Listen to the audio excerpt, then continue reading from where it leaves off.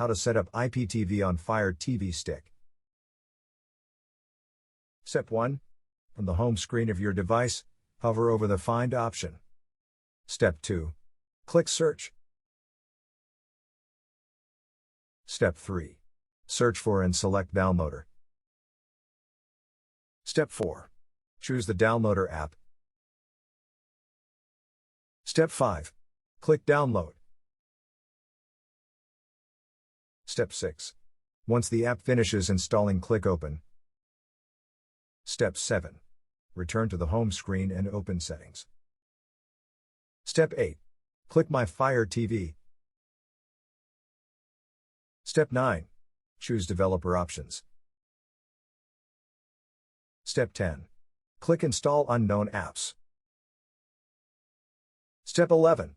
Find the Downloader app and click it. Step 11. Find the Downloader app and click it. Step 13. Launch Downloader. Step 14. Click Allow. Step 15. Type the URL of your choice. We've provided them below. Step 16. Click Go. Step 16. Wait for file to download. Step 17. Click Install. Step 18. Click Done. Step 19. Find the IPTV Smarters app. Step 20. Add new user.